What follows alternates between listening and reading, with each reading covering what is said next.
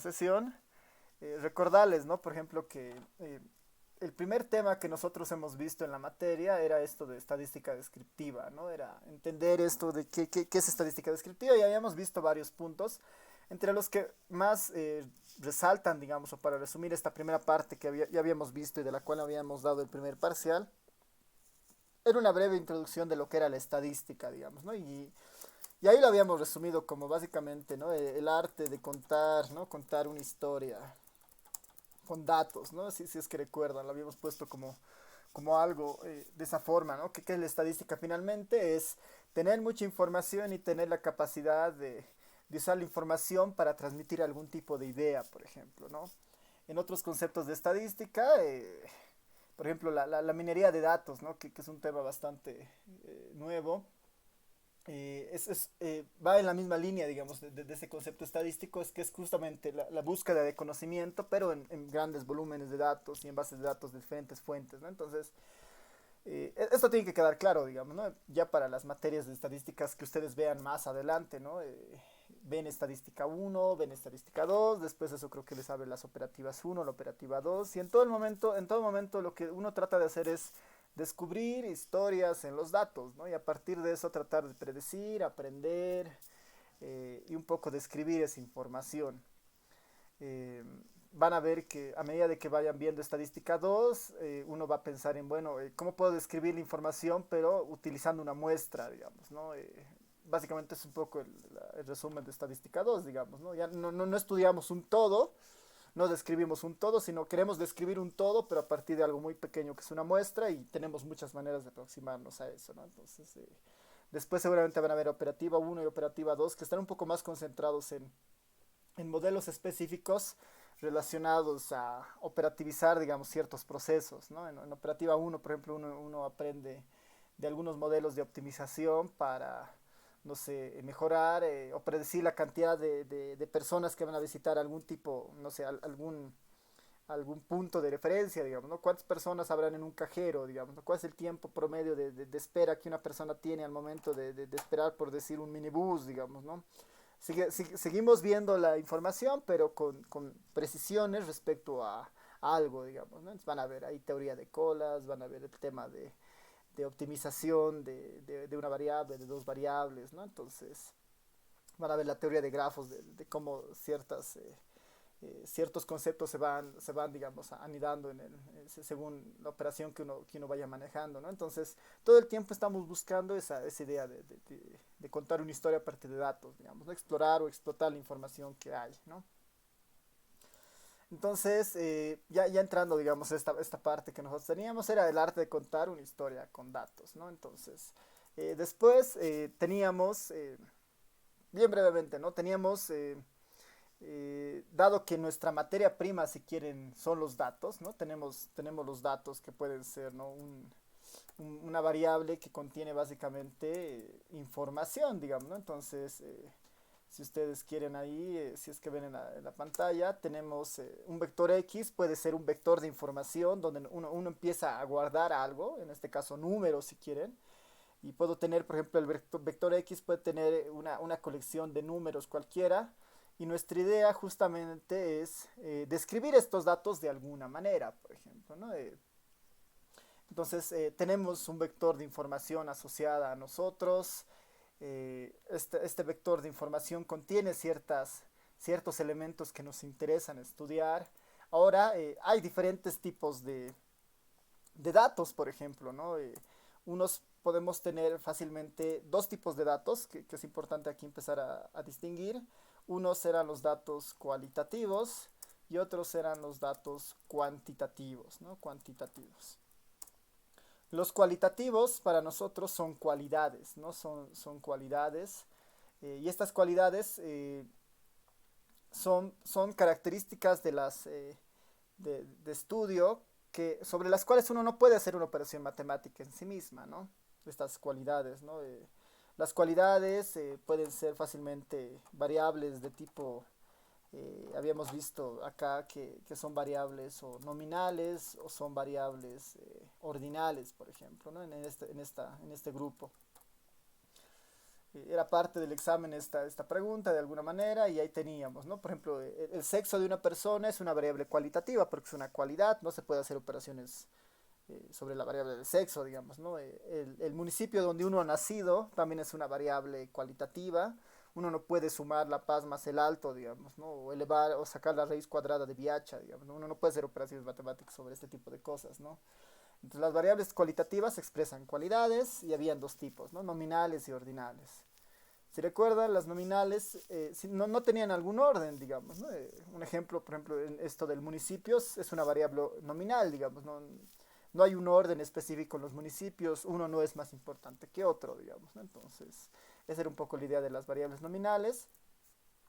Y las variables cualitativas ordinales eran cualidades que en sí mismas podían tener algún tipo de orden, ¿no? Entonces, el sistema de calificación, digamos, en una universidad, aprobado o reprobado, digamos, ¿no? Es una variable cualitativa porque describe una cualidad de si esa persona ha aprobado o ha reprobado y hay un orden, ¿no? Claramente es distinto, o sea, si quieren, en un tema de ordenación, eh, claramente, perdón, claramente en un tema de ordenación, claramente en un tema de ordenación, a ver, alguien, alguien está manejando el micrófono y no sé quién es, está poniendo en mute el micrófono mío, o sea, Jitsi tiene esas desventajas y que les voy a pedir por favor que no pongan en mute mi micrófono. De todas maneras, voy a poner por si acaso una contraseña al grupo. Tal vez alguien está entrando que no es de la materia. Y también tengo historial de quién está entrado a la materia, así que después lo puedo usar. Ya, entonces solamente ese cuidado, por favor. No, alguien ha puesto el mute en mi micrófono, así que por favor no hagan eso, si no los voy a tener que sacar de la sala a la persona que está haciendo eso, ¿no? Ya, entonces continuando con esto, es de las variables cualitativas, justamente es esa un poco la idea, digamos, ¿no? De que las ordinales, las cualitativas ordinales fijan algún tipo de orden dentro de las variables, digamos, ¿no? Esto es un poco repasando lo que nosotros teníamos, ¿no? Y las cuantitativas, que son un poco las de mayor estudio, son eso, ¿no? Son cantidades, ¿no? Cualquier variable que dé una relación de cantidad es una variable cuantitativa, ¿no? Y normalmente una variable cuantitativa se la puede se la puede operar, digamos, hay sentido en hacer algún tipo de operación matemática, digamos, ¿no? La edad es una variable cuantitativa, el peso de las personas, la altura de las personas, la cantidad de ingresos que una persona puede hacer semanalmente y todo esto, ¿no? Entonces, eso habíamos ido viendo, digamos, en esta nuestra primera parte de estadística descriptiva, ¿no? En los tipos de datos. Después habíamos visto algo de visualización, ¿no? Algunos gráficos que uno puede ir haciendo según las características. Y habíamos terminado con estas tres medidas, ¿no? Las medidas de tendencia central, las medidas de dispersión y las medidas de forma, ¿no? Entonces, ¿cuál era la idea? Tal vez volviendo a estos últimos tres conceptos, que es un poco lo más relevante de nuestro avance que habíamos tenido, es que en esto de las medidas de tendencia central, si teníamos una secuencia de números, digamos, ¿no? Si teníamos una especie eh, de, de colección de información de alguna fuente, por decir, ¿no? Tenía 100 números con alguna característica en particular, por decir, ¿cuál es la idea de la estadística? Digamos, ¿no? Tengo estos 100 números que están viéndolo en pantalla, digamos, ¿no? Tengo una secuencia de números, una cantidad muy grande de números. Y en este primer capítulo de estadística descriptiva, nuestro objetivo justamente es describir estos números y tratar un poco de resumir estos números utilizando algún mecanismo o algún procedimiento o alguna función matemática, por ejemplo, ¿no? Esa era un poco eh, ese era básicamente nuestro objetivo, si quieren, ¿no? Un poco entender estos números, cómo se comportan, algún resumen de esta cantidad de números que hay, Y esto un poco depende mucho de las poblaciones que nosotros estamos estudiando, por ejemplo, ¿no? Y estas medidas que de resumen, si quieren, que vamos a ir viendo, tienen justamente un poco el enfoque de decir, bueno, que se puedan aplicar a gran escala, por ejemplo, ¿no? Es distinto manejar una población de tamaño 100, una población de tamaño 20, a tener poblaciones de 1 millón, de 10 millones, ¿no? Entonces, a medida que la población va creciendo, seguramente el concepto de manejar la información un poco eh, varía seguramente, ¿no? Entonces, en estadística, cuando la capacidad del ordenador, digamos, de la RAM del ordenador es menor a la cantidad de información, entramos al campo del Big Data, por ejemplo, ¿no? Y para entrar al campo del Big Data ya exigimos, la idea es manejar grandes volúmenes de datos, por ejemplo, ¿no? Entonces, en nuestro caso estamos pensando justamente en esta idea, ¿no? ¿Cómo hago para resumir toda la información que está acá, ¿no? Y es lo que habíamos aprendido en la primera parte de la materia y habíamos visto varias medidas, ¿no? Y entre las más comunes de estas medidas, si es que recuerdan, nuestras más grandes medidas de esto era, por ejemplo, la media, digamos, ¿no? ¿Qué tal si yo le saco eh, la media a estos datos, ¿no? Y si recuerdan, cuál era la idea básica de la media? Era que es un representante, la media es un representante de todo este conjunto de información, no es un representante de todo este conjunto de información. ¿Cuál es el concepto de la media? Sencillamente era la sumatoria de todos estos elementos entre la cantidad de elementos que hay, por ejemplo. ¿No? Ese era el concepto de la media que nosotros teníamos. La media es la suma de todos dividido entre la cantidad de información que hay, ¿no? Entonces, eh, si es que nosotros hacemos este paso, digamos, acá es sumar todas las x, ¿no? Sumar todas las x y dividirlo entre la cantidad de x que tengo, ¿no? Entonces acá, por ejemplo, tengo 100 valores, entonces sumo todos estos valores en x, lo divido entre 100 y ese es el valor de la media, ¿no? Entonces la media de este grupo, por ejemplo, que de estos 100 valores había sido 66.89, ¿no? Esa es la media de este grupo, por ejemplo. Otra medida que habíamos visto era, por ejemplo, la mediana, ¿no? Entonces, ¿cuál es la idea de la mediana, ¿no? La mediana es el punto que divide este grupo a la mitad, ¿no?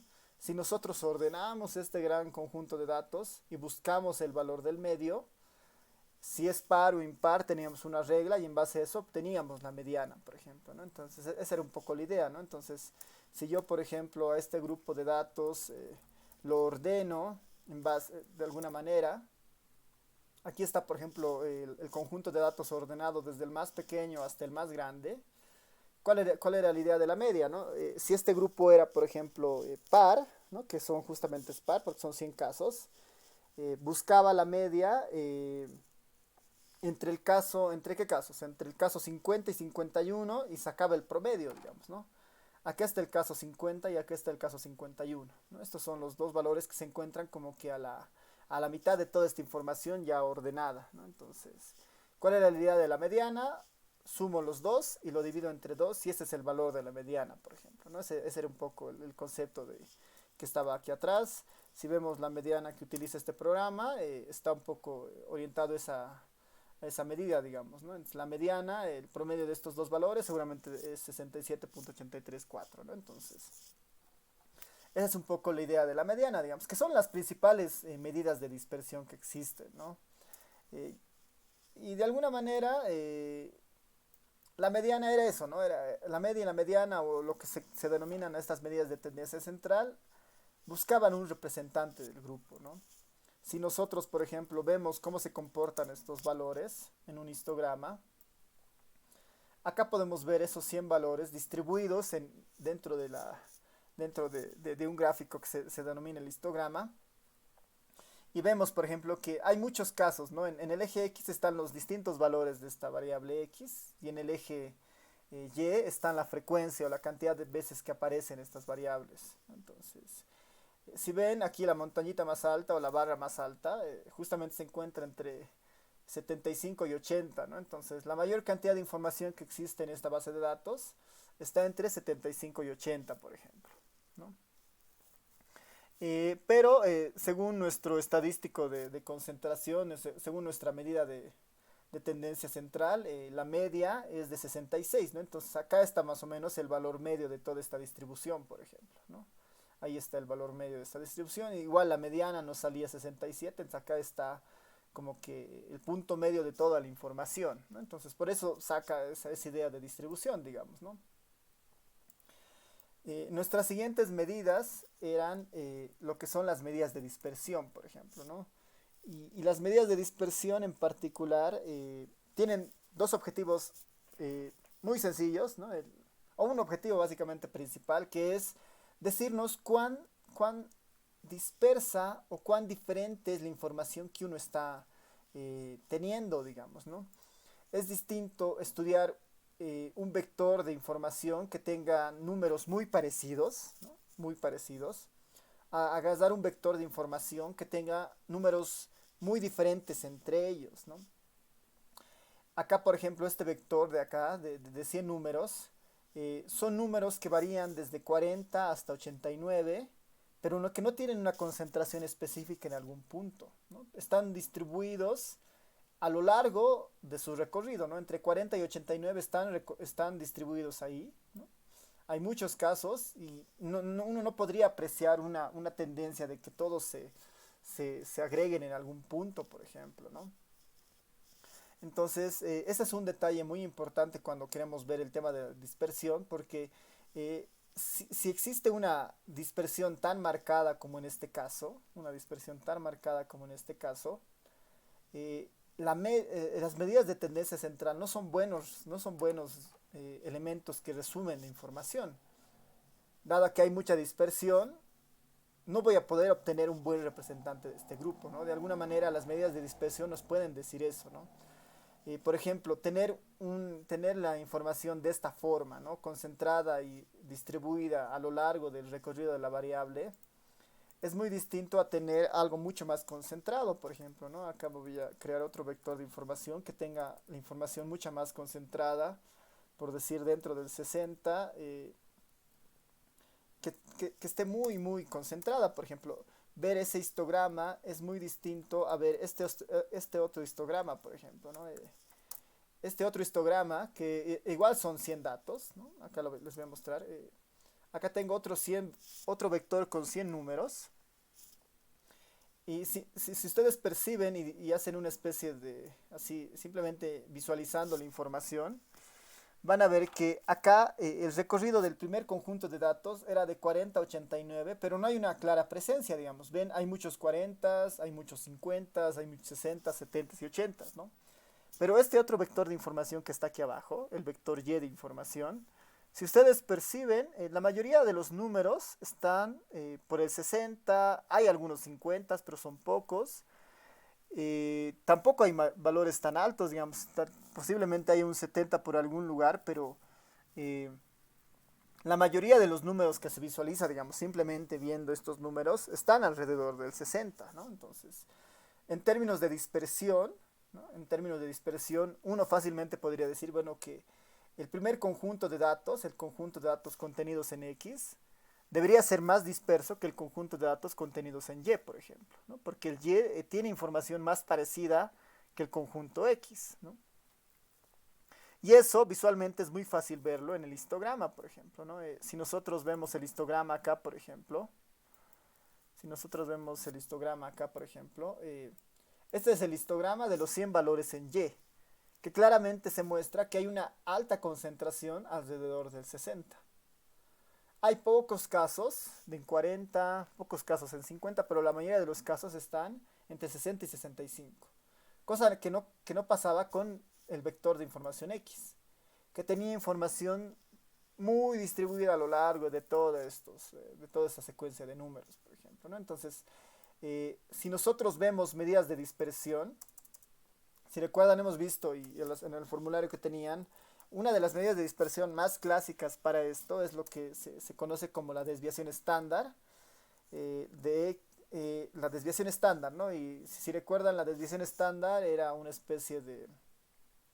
eh, era una medida que justamente nos medía la distancia entre los individuos y su promedio, y a partir de eso sacaba el cuadrado de esa relación, la dividía entre n y todo eso le sacaba una raíz cuadrada, digamos, no sé, sin entrar mucho en la fórmula. Pero, ¿cuál era el objetivo de esto, digamos, no? decirnos cuáles son las desviaciones medias, ¿no? Cuáles son las distancias promedio entre los individuos, por ejemplo, ¿no? Eso es lo que de alguna manera nos marcaba esta idea de desviación estándar. Eh, que es una de las medidas más usuales en estadística, por ejemplo, ¿no? Entonces, si yo saco la desviación estándar del valor de X, bueno, voy a limpiar esta consola para que se vea limpio. Eh, la desviación estándar de X, del primer conjunto de este histograma, es de 13 unidades, dice, ¿no? Entonces, lo que nos está expresando de alguna manera es que hay una distancia promedio, si quieren, una distancia promedio de 13 unidades entre los valores y su promedio, digamos, ¿no? Entonces, es una distancia un poco larga, digamos, ¿no? Es relativamente grande, pensando que esta variable se mueve de 40 a 90, por ejemplo. Pero en cambio, si vemos la desviación estándar de Y, la desviación estándar de Y es 4.9, ¿no? Entonces lo que nos dice es que la distancia que existe entre los valores de Y es mucho más corta, digamos, ¿no? Los valores se encuentran mucho más cerca de su promedio, a diferencia del valor del vector X, por ejemplo, ¿no? Entonces, esa era una idea, por ejemplo, una de las medidas de esto de las medidas de dispersión que habíamos visto. Esto como un breve repaso de lo que habíamos visto en el primer tema para un poco refrescar todo lo que hemos tratado de expresar. Ahora, si bien es cierto, en la materia nosotros vemos estas medidas, pero con diferentes fuentes de datos, digamos, con una tabla de frecuencias o con elementos simples o con una tabla de frecuencias con escalas.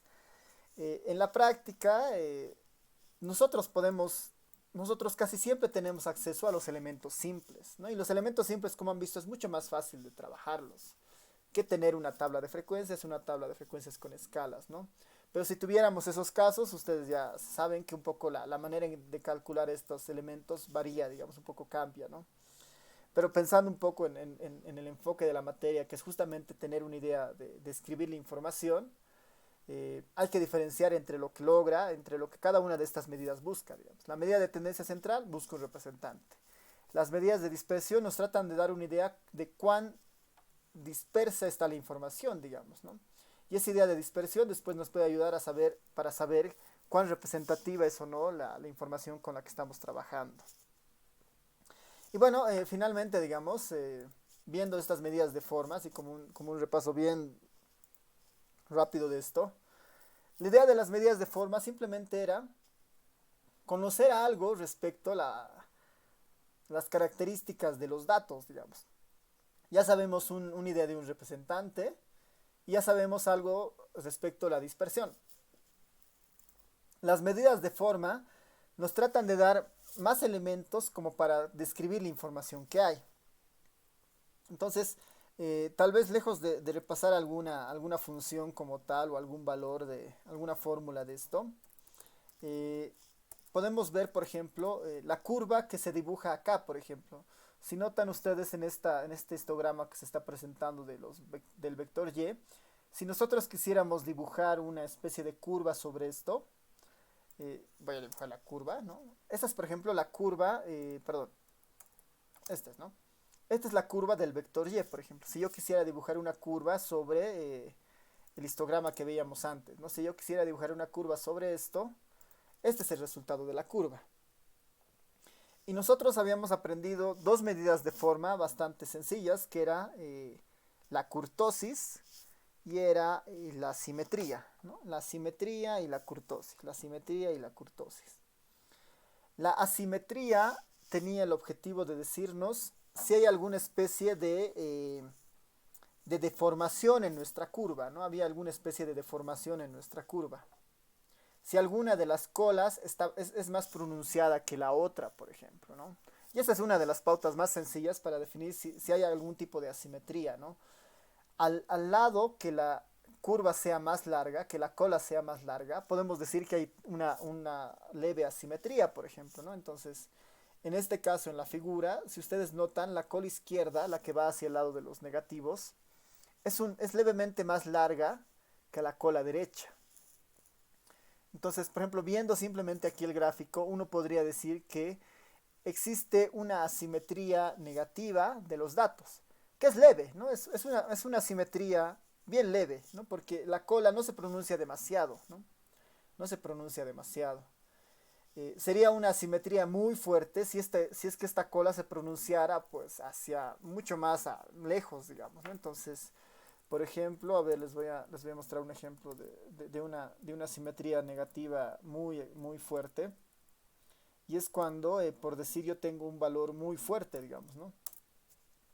Esta segunda gráfica, por ejemplo, esta segunda gráfica es asimétrica negativa muy fuerte porque la cola que tiene acá se pronuncia hasta un valor muy bajo, por ejemplo, ¿no? Este es un ejemplo de una asimetría negativa muy fuerte. La cola se está pronunciando demasiado hacia el lado izquierdo. Y un ejemplo de una simetría positiva, digamos, donde la cola derecha es la que se pronuncia mucho más fuerte, por ejemplo, podría ser esta, ¿no? La mayoría de los valores están concentrados en los números del 50, digamos, al 60, pero la cola se está pronunciando hasta el 200, por ejemplo, ¿no? Este es un ejemplo de una simetría positiva muy fuerte, por ejemplo, ¿no? La simetría buscaba eso, ¿no? Decirnos si es que existe algún tipo eh, de deformidad, si quieren, hacia la izquierda o la derecha, digamos, ¿no? Ahora, si no existiera esa deformidad y el lado derecho, digamos, si nos imaginamos una línea acá, al centro de esta curva, y el lado derecho se parece mucho al lado izquierdo, ¿no? Si son como una especie de espejo, entonces ahí nosotros podríamos decir que no existe una simetría, en realidad la distribución es completamente simétrica, ¿no? Entonces, por ejemplo, si quisiéramos ver un gráfico simétrico acá, a ver, les voy a mostrar un gráfico eh, simétrico bastante sencillo. Por ejemplo, este es un ejemplo de algo simétrico, digamos, ¿no? Si nosotros dibujamos acá una línea, van a ver que tanto la cola derecha como la cola izquierda se parecen bastante, son como una especie de espejo, por ejemplo, ¿no? Si queremos mejorar ese gráfico, ¿no? Dándole más observaciones ahí, este es un clásico ejemplo de una distribución completamente simétrica, ¿no? Casi completamente simétrica. Si yo trazo una línea aquí en el cero, van a ver que la cola derecha es casi un espejo de la cola izquierda, ¿no? Y a esto nosotros le llamábamos una distribución simétrica. Esta es una distribución asimétrica hacia la izquierda y esta era una distribución asimétrica a la derecha, ¿no? O asimétrica negativa o asimétrica positiva, digamos. ¿No? Esa era un poco la idea, digamos, ¿no? Que hay una especie de curvatura, una cola prolongada hacia alguno de los lados, digamos, ¿no? Entonces, este era nuestro primer acercamiento hacia lo que era la simetría, por ejemplo. Y una segunda medida de forma que nosotros habíamos visto hasta esta parte, una segunda medida de forma que habíamos visto nosotros hasta esta parte, era lo que se conocía como la kurtosis, ¿no? Vamos a ver igual una aproximación visual más que nada. Y es distinto, por ejemplo, ver este tipo de gráficos, ¿no? En términos de kurtosis, que ahora lo vamos a recordar, a ver gráficos más de este estilo, por ejemplo, ¿no? O si no, gráficos más de este otro estilo. A ver, denme, voy a modificar unas cosas acá.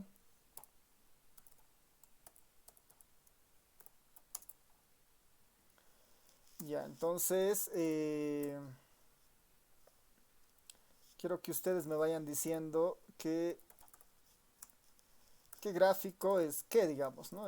O qué nombre les habíamos dado nosotros a estos gráficos, ¿no? Entonces, a ver, en un momentito y se los voy a graficar ahora.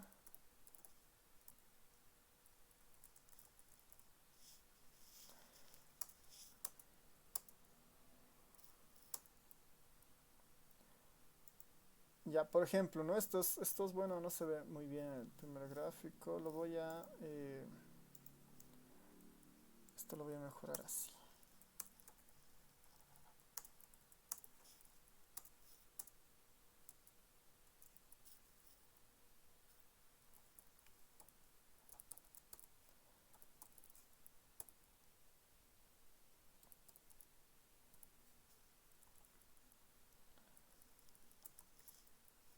Ya, esto es para que tenga la misma escala simplemente.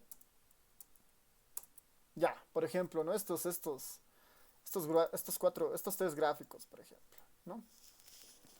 Estos tres gráficos.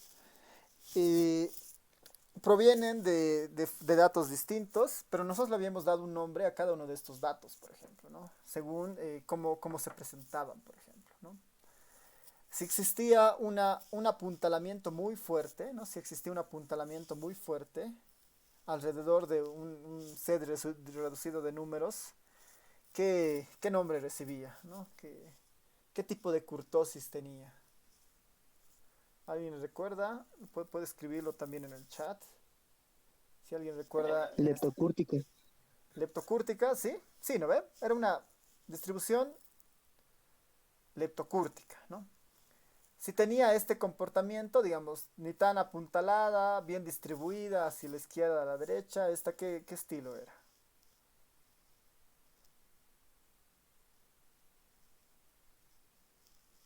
¿Quién recuerda? Si teníamos algo así, digamos, relativamente ni tan apuntalado, ni tan plano, sino relativamente bien distribuido, ¿no? ¿Qué se llamaba esto? Mesocúrtica. Sí, ¿no? Esta era la mesocúrtica. Y finalmente, cuando teníamos algo como esto, digamos, ¿no? Básicamente no hay algún punto, todo es casi, está distribuido a lo largo de la información. Esta, los datos acá, por ejemplo, ¿qué tenían? ¿Qué idea tenían? ¿No? Esta era una distribución mesocúrtica, ¿no ven? Esta última, perdón, platicúrtica, sí, gracias, mira, esta es una distribución platicúrtica, mesocúrtica y leptocúrtica. Si tuviéramos que decir algo respecto a la dispersión de los datos, claramente una distribución mesocúrtica es muy dispersa. Perdón, una distribución platicúrtica es muy dispersa porque los datos están distribuidos a lo largo del recorrido de la variable, ¿no? Es muy dispersa una distribución tipo platicúrtica, digamos, ¿no? Una distribución leptocúrtica, que es este otro caso, tiene una dispersión muy baja, ¿no? Porque los datos están concentrados de manera muy fuerte alrededor de algún número. Y una distribución mesocúrtica tiene como que tampoco está, tampoco tiene si quieren, una dispersión muy fuerte, pero no es, pero tampoco tiene una dispersión muy concentrada, digamos, ¿no? Entonces, este es como el caso promedio, digamos, entre estas dos, ¿no? Esa es la idea de la mesocúrtica, ¿no? Entonces, de forma general, nosotros habíamos visto estos puntos en la primera parte de la materia, digamos, ¿no? Nuestro objetivo era simplemente nuestro objetivo simplemente era describir los datos de diferentes formas, ¿no? Acercarnos con una tendencia central, decir algo de la dispersión y finalmente decir algo respecto a la forma de la distribución, ¿no? Eso era un poco lo que habíamos visto en la primera parte de la materia, que era esto de las estadísticas descriptivas, ¿no? Estadísticas descriptivas, que en el fondo nos sirve un poco para dar una idea de cómo está la información, digamos, ¿no? Y este primer tema nos ayuda a conocer que la información como tal tiene ciertas propiedades, ¿no? La información como tal tiene ciertas propiedades que nosotros a partir de las diferentes fórmulas que hemos ido aprendiendo en la materia, las podemos ir un poco descubriendo, digamos, ¿no? Eh, ya saltándonos, digamos, ya haciendo esta especie de recordatorio de lo que habíamos visto, nuestro siguiente tema, que es el que habíamos dejado pendiente antes o ya lo habíamos tocado levemente al inicio de la cuarentena, va un paso más allá de solamente describir la información, ¿no? La parte de estadística descriptiva tiene el único enfoque de describir la información y tratar de entender o decir algo a partir de los datos, digamos, ¿no? Eh, la segunda parte, que es básicamente un poco la base misma de la estadística, es lo que nosotros le denominamos probabilidades, ¿no? Que trata de ir más allá de simplemente describir la información, ¿no? Por ejemplo, ahí teníamos el vector X. La estadística descriptiva del capítulo 1 simplemente trata de describir algunos patrones, algunas características de este vector de información, por ejemplo, ¿no? Ahora, si nosotros pensáramos que este vector de información se va recolectando de manera frecuente o va cambiando a lo largo del tiempo, ¿no? Entonces, nosotros tenemos más elementos para los cuales nosotros podríamos querer estudiar algunas características adicionales de esto, por ejemplo, ¿no? Eh, y muchos de esos comportamientos los podemos trasladar al concepto de probabilidad, ¿no? Entonces, que es como nuestro siguiente gran tema, que es esta idea de probabilidad, por ejemplo, ¿no? Las probabilidades en general lo que buscan en el fondo es tratar de predecir la ocurrencia de ciertos eventos. ¿Ya? Entonces, la probabilidad lo que nos va a decir es, nos va a dar, en el fondo o al final de todo, la probabilidad nos va a dar un número o una señalización que nos describa la posibilidad de que algo ocurra, por ejemplo, ¿no? ¿Cuál es la probabilidad de que mañana llueva, por ejemplo, ¿no? ¿Cuál es la probabilidad de que la cuarentena se levante el 10 de mayo, digamos, ¿no? No sé, que para junio todos estemos en las clases presenciales, digamos, ¿no? Entonces, todo este tema de probabilidades trata de darnos un número para ese tipo de preguntas, ¿no? ¿Cuál es la probabilidad de al momento de lanzar un dado obtengamos un 5, digamos, obtengamos un par, ¿no? Entonces, este capítulo de probabilidades lo que trata de, o lo que va a tratar de hacer es justamente poder construir esta lógica para asignarle un número a un evento del cual nosotros no sabemos el resultado en sí mismo, ¿no? Si lanzamos una moneda, pues, ¿cuál es la probabilidad de que salga cara o salga cruz, por ejemplo, ¿no? Entonces, eso es lo que el tema de probabilidades va a empezar a hacer eh, para nosotros, digamos, ¿no? Ese es un poco el objetivo, ¿no? Si tenemos un determinado proceso, digamos, ¿no? No sé, tenemos una urna, ¿no? Recordando un poco sus clases de combinatoria seguramente, ¿no? Si tenemos una urna con bolas rojas y bolas negras, digamos, ¿no? Entonces, y si queremos sacar una bola aleatoriamente de ahí, ¿cuál es la probabilidad de que esta bola sea roja, por ejemplo, ¿no? Entonces, poder predecir ese comportamiento es justamente la idea ahora de la parte de probabilidades, ¿no? Ya no queremos solamente describir los números, sino queremos entender si existe alguna ley, digamos, alguna especie de secuencia, alguna especie de patrón que se pueda describir en términos de probabilidades de la ocurrencia de ciertos números, por ejemplo. Ese es un poco nuestro enfoque en este lado de las probabilidades. Y antes de entrar, digamos, a lo que es una probabilidad como tal, ya para ir, digamos, cerrando esta parte de avance que vamos a ir teniendo de esta primera sesión, eh, antes de entrar a probabilidades, necesitamos tener claramente la idea de estos tres conceptos. Lo que es un experimento aleatorio, lo que es el espacio muestral y lo que es un evento, ¿no? Eso es sumamente necesario antes de entrar a describir o a definir lo que es una probabilidad, ¿no? Entonces, esto lo habíamos hecho ya en clase antes de entrar a la cuarentena, pero aquí sí ya es necesario tener claramente diferenciado estos tres conceptos. Un experimento aleatorio, un espacio muestral y lo que es un evento, ¿no?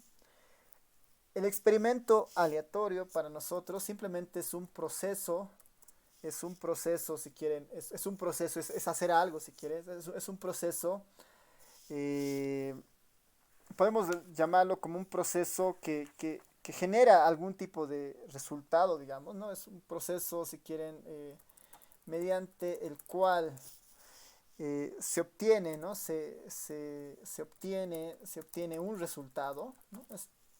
Un experimento aleatorio es un proceso mediante el cual se obtiene uno o varios resultados, ¿no? Uno o varios resultados, varios resultados que no podemos, ¿no? Que no podemos predecir previamente, ¿no? Que no podemos, si quieren, definir claramente cuál va a ser el resultado final, digamos, ¿no? A ver, voy a parafrasear esto mejor. Un experimento aleatorio es un proceso mediante el cual se obtiene resultados los cuales no conocemos, no conocemos el resultado final, digamos, ¿no? El resultado final, ¿no? Entonces, eh, un experimento aleatorio se puede catalogar a cualquier proceso del cual se generan resultados, pero de los cuales yo no sé qué es lo que va a pasar, ¿no? Lanzar una moneda es un experimento aleatorio porque no sé si la moneda va a caer en cara o va a caer cruz, por ejemplo, ¿no?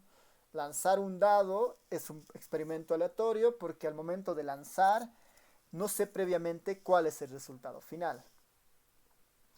El experimento si quieren, el experimento lluvia, digamos, ¿no? Es un experimento aleatorio porque no sabemos si va a llover mañana o no va a llover, por ejemplo, ¿no? El seleccionar un estudiante al azar de todos los que están ahora en la sala eh, es un, es un experimento aleatorio, digamos, ¿no? Yo puedo meter todos los nombres de ustedes en una bolsa y aleatoriamente elegir a alguno de ustedes, por ejemplo, ¿no? Entonces ese es un proceso aleatorio, digamos, ¿no? Ese es un experimento aleatorio. Entonces, por ejemplo, ahora en la sala tenemos 25 personas conectadas, digamos, ¿no? Entonces, tengo 25 personas conectadas en la sala. ¿Cuál es la idea de esto del experimento aleatorio, digamos, ¿no? Si yo quisiera, si yo los enumero a los 25 que están acá, digamos, ¿no? Si yo los enumero a los 25 que están en la sala y hago un bolillo, por decir, para los 25 estudiantes, puedo tener un bolillo del 1 a 25 y yo quiero seleccionar aleatoriamente alguno de ustedes. Ese es un experimento aleatorio porque no sabemos qué es lo que va a salir, digamos, no sabemos a cuál de ustedes se va a seleccionar, ¿no? Entonces, ese para nosotros califica como un experimento aleatorio, ¿no? Otro experimento aleatorio podría ser, por ejemplo, no sé, hay varios, los típicos deberían ser casi todos los que ustedes han explorado seguramente en su materia de combinatoria, por ejemplo, ¿no? Queremos sacar una bola de una urna que tiene diferentes bolas, digamos, ¿no? Hay bolas de diferentes colores, digamos, amarillas, rojas, azules, ¿no? Y queremos sacar dos bolas, tres bolas y ver, digamos, cuántas rojas salen, cuántas amarillas o de distintos colores, digamos. Ese es un experimento aleatorio, no sabemos qué es lo que va a pasar, por ejemplo, ¿no? El resultado de las próximas elecciones en Bolivia, digamos, ¿no? No sabemos qué es lo que va a pasar, es un experimento aleatorio, digamos, no tenemos certeza, digamos, ¿no? Entonces, ese es un ejemplo interesante de esta primera parte.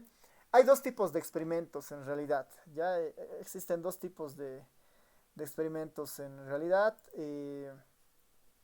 Uno de los primeros experimentos son estos experimentos aleatorios, de los cuales nosotros no tenemos certeza de lo que va a ocurrir.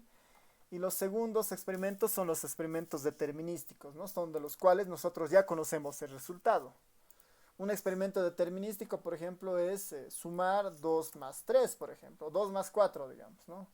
Este es un experimento determinístico porque es un proceso del cual nosotros tenemos certeza del resultado. 2 más 4 es 6, por ejemplo, ¿no? Sabemos cuál es el resultado, por ejemplo. Ese es un experimento determinístico. Un experimento aleatorio es del cual nosotros no conocemos el resultado, por ejemplo, ¿no? Entonces, si yo quiero simular este proceso de la moneda, por ejemplo, o de seleccionar, digamos, ¿no? ¿Qué tal si yo quiero sacar una muestra de un estudiante de este grupo de 25 estudiantes, ¿no? Entonces, ¿qué estudiante saldrá, digamos, ¿no? Entonces, sale el estudiante, por ejemplo, a ver, así, ¿no? ¿Qué tal si yo quisiera sacar una muestra de estos 25 estudiantes que están ahora conectados? Quiero sacar una sola muestra. Este comandito lo único que está simulando es que yo pongo los 25 estudiantes en una bolsa y saco simplemente a uno, digamos, ¿no? ¿Cuál saldrá, digamos, ¿no? Ha salido el estudiante 12, por ejemplo, ¿no? O si hago otro sorteo, ha salido el estudiante 23, por ejemplo, ¿no? Entonces, este es un experimento aleatorio. No sé qué es lo que va a pasar, hago el proceso y sale un resultado. Por ejemplo, sale el 7, ¿no? Entonces, ¿por qué habrá salido el estudiante 7, ¿no? Entonces, ¿cuál es la probabilidad de que haya salido el estudiante 7, ¿no? Entonces, es lo que nosotros vamos a tratar de aprender más adelante, ¿ya? Eso es lo que nosotros vamos a tratar de aprender más adelante. En un momentito voy a volver a abrir este archivo que está con problemas.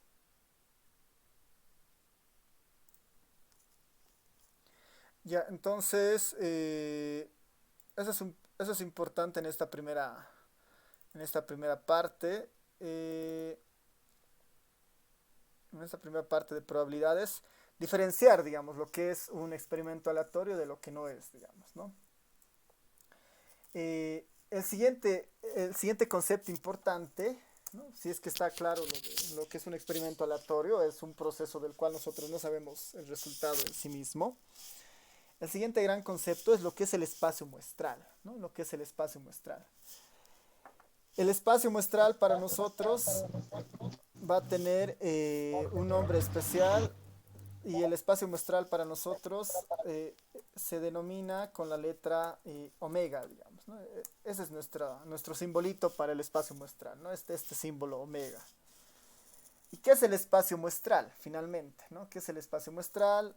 Es la colección de todos los resultados posibles de un experimento aleatorio. Eso es para nosotros omega, ¿ya? Eso es para nosotros omega. Es la colección de todos los resultados posibles de un experimento aleatorio. Todos los posibles resultados de un experimento aleatorio. Por ejemplo, si el experimento fuera lanzar un dado, ¿cuál es el omega de este experimento, por ejemplo? ¿Cuál será el omega de este experimento? Si el experimento es lanzar un dado, ¿cuál será el espacio muestral de este experimento? Todos los posibles resultados. ¿Cuáles son todos los posibles resultados al momento de lanzar un dado? Puede salir el 1, el 2, el 3, el 4, el 5 o el 6, ¿no? Ese es el espacio muestral del experimento lanzar un dado, digamos, ¿no? Lanzar un dado y observar si quieren la cara superior, ¿no? Lanzar un dado y observar la cara superior, digamos, ¿no? Para precisar con más detalle este experimento, digamos, ¿no? Si el experimento es lanzar un dado y observar la cara superior, los posibles resultados son 1, 2, 3, 4, 5 o 6, por ejemplo, ¿no? Ese es nuestro concepto de esta idea del espacio muestral, por ejemplo, ¿no? Eh, por ejemplo, viendo un poco algunos otros ejemplos de esto, ¿qué tal si nuestro experimento fuera lanzar dos dados, por ejemplo, ¿no? Lanzar dos dados y observar las caras superiores, ¿no? Y observar las caras superiores de ambos dados.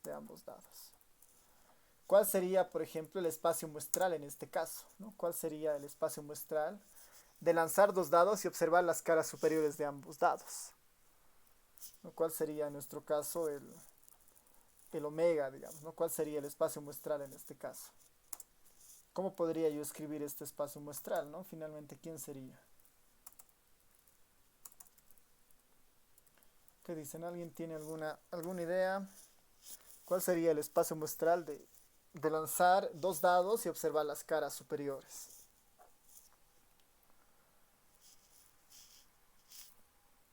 Mm, Al final son todas las combinaciones que tengan, ¿no ves?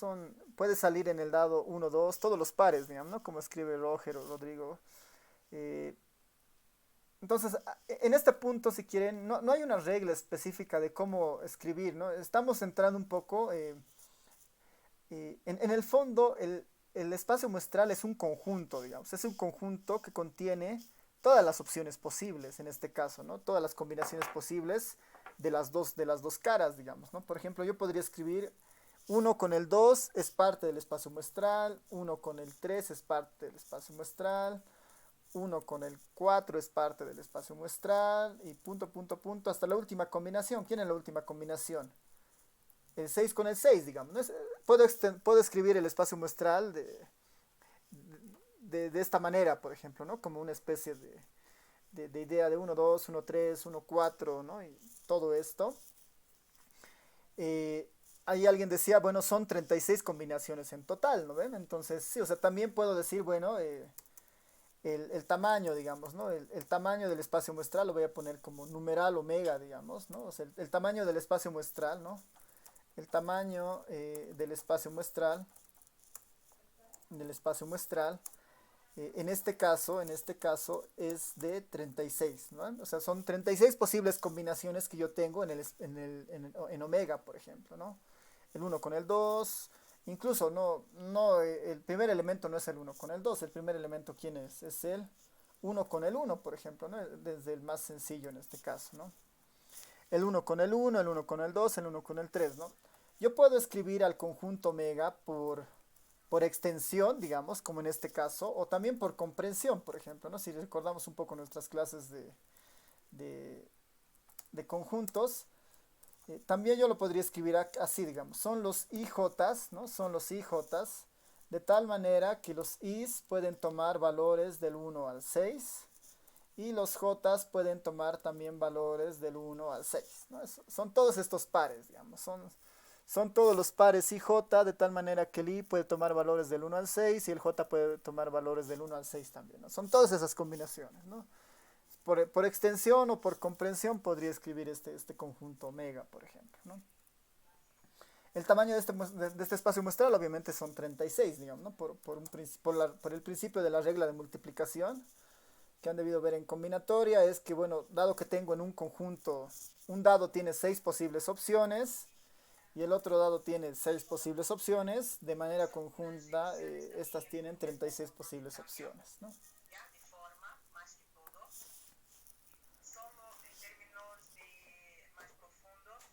Entonces, entonces el siguiente paso justamente es describir estos espacios muestrales, por ejemplo, ¿no?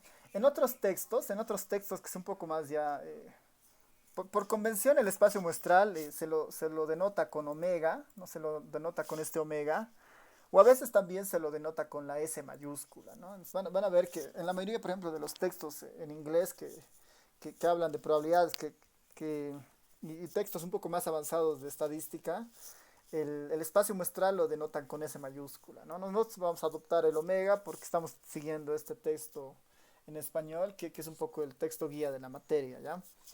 Ahora, aquí dos puntualizaciones sobre estos espacios muestrales, ¿no? El espacio muestral, ¿no? Si quieren, el espacio muestral, aquí voy a poner, ¿no? El espacio muestral de un experimento puede ser finito o puede ser infinito, ¿no? Podemos tener espacios muestrales que provengan de experimentos cuyos resultados sean finitos o pueden ser infinitos. Y podemos tener dos tipos de infinitos, digamos. Infinitos no numerables, ¿no? No numerables. O infinitos, perdón, o infinitos numerables, digamos, ¿no? Infinitos no numerables o infinitos numerables. Y esto es relativamente importante porque normalmente cuando nosotros estemos en el primer caso, vamos a estar en un experimento que genera, que normalmente se lo denomina con resultados discretos, por ejemplo, ¿no? Y estos dos últimos casos a veces son resultados continuos, ¿no? Son resultados continuos, por ejemplo, ¿no? Entonces, un espacio muestral como tal puede estar asociado a experimentos que generan resultados finitos, es decir, que nosotros podemos identificarlos y podemos saber cuántos son, ¿no? Finitos numerables, digamos, finitos numerables, ¿no? Por ejemplo, el lanzar un dado, este es un espacio muestral finito porque son 36 casos y además son numerables. Podríamos nosotros identificar a los 36 casos que hay ahí, por ejemplo, ¿no? Entonces, el lanzar un dado es un ejemplo de un finito numerable, por ejemplo, ¿no?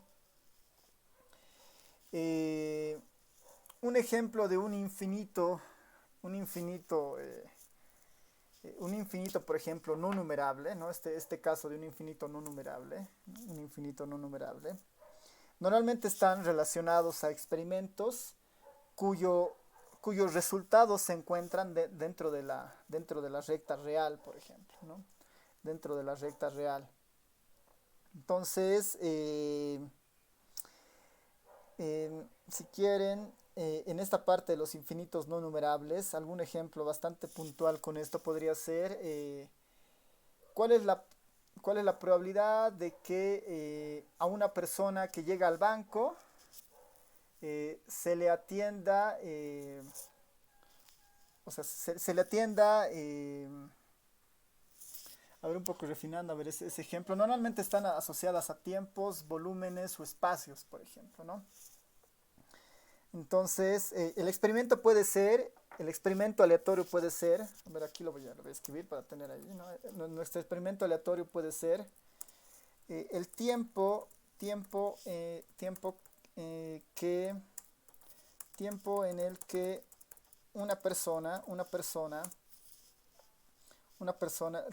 una persona eh, tarda, tarda en, en llegar a la U desde su casa, por ejemplo, desde su casa, ¿no? El experimento es medir, si quieren, el tiempo en el que una persona tarda en llegar a la U desde su casa, por ejemplo, ¿no? Si nosotros queremos dibujar el espacio muestral de este experimento, el de llegar de la U de su casa a la universidad, el espacio muestral de este puede estar acotado, digamos, en minutos, pero es no numerable y es infinito, ¿no? Puede ser infinito, no numerable y acotado, por ejemplo, ¿no? Entonces ahí uno puede decir que, por decir, una persona puede llegar entre 0 minutos y, por decir, 60 minutos, ¿no? Podríamos acotar este espacio muestral y decir, bueno, de 0 a 60 minutos, pero no podemos tener la precisión de exactamente el momento en el que llega a la universidad, digamos, dado que el tiempo en sí mismo es una variable continua, por ejemplo, ¿no? Entonces, estos otros dos espacios que tal vez no vale la pena mirarlos todavía porque estos los vamos a ver cuando veamos el tema 5 de distribuciones continuas. Las distribuciones continuas están asociadas a espacios muestrales que generan resultados en el espacio real, por ejemplo, ¿no? Ya hay distribuciones que tienen recorridos infinitos o recorridos acotados, por ejemplo, ¿no? Por ese punto lo importante es que entiendan que los espacios muestrales como tal no necesariamente son finitos, sino también pueden ser finitos o infinitos, ¿no? Pueden haber múltiples resultados infinitos de algún experimento, o resultados acotados, digamos, ¿no? Resultados completamente numerables, digamos, como el hecho de lanzar un dado, o si el experimento es escoger una persona de los que están conectados en este momento a la sesión, claramente es un experimento aleatorio y además el espacio muestral está acotado, porque dado que son 25 personas, el espacio muestral la conforman ustedes, digamos, las 25 personas que están conectadas allí. Esos son los posibles resultados de seleccionar una persona de las 25 personas que están acá, por ejemplo. ¿Ya? Entonces, ya habían sido las 2 de la tarde. Vamos a terminar la sesión acá. Y la siguiente clase vamos a continuar con esto de eventos y ya vamos a entrar un poco a precisar esto de los... ya vamos a entrar a precisar esta parte de la probabilidad, ¿ya? Entonces, lo que yo les voy a pedir ahora es que si pueden ir revisando los ejercicios de la página 222, ¿no? Como una especie de... No es una tarea evaluable, sino que son ejercicios recomendados, ¿no? Ejercicios recomendados para esta parte, ¿no? Ejercicios recomendados. Si pueden, en el libro, en la página 222, ¿no? En la página 222. Si en el libro, en la página 222, pueden darle una mirada si quieren a los ejercicios del 1 al 8, por ejemplo, del 1 al 8, ¿no? Que son justamente todos los que tocan estos primeros conceptos de experimento aleatorio y espacio muestral. Ya, entonces, denle una mirada, trátenlos de resolver. Y si no, igual, estos ejercicios de aquí son del 1 al 8, son los más básicos que hay en esta primera parte. Cuando veamos ya la siguiente clase con esta idea de los eventos y probabilidad, ahí los ejercicios se ponen un poco más interesantes. Y tal vez lo que sí les puedo recomendar ya para la siguiente clase y para tomar esta materia o para tomar este tema en particular de la materia, es que denle un repaso a sus apuntes de combinatoria, ¿no? Porque en este punto sí vamos a necesitar mucho de lo que ustedes han aprendido en combinatoria. Si no lo tienen a mano sus apuntes o ya no los tienen, revisen el capítulo, si no me equivoco, del libro, el capítulo 4, ¿no? Revisen el capítulo 4 del libro que da un breve repaso de combinatoria. ¿Ya? Entonces les recomiendo que repasen esto de combinatoria en su texto y a partir de esto ya la siguiente clase vamos a entrar un poco con más fuerza a la parte de probabilidades y ahí podemos ir viendo algunos ejercicios y resolviendo los ejercicios aquí en nuestra sesión. ¿Ya? No sé si alguien tiene alguna duda, comentario, pregunta.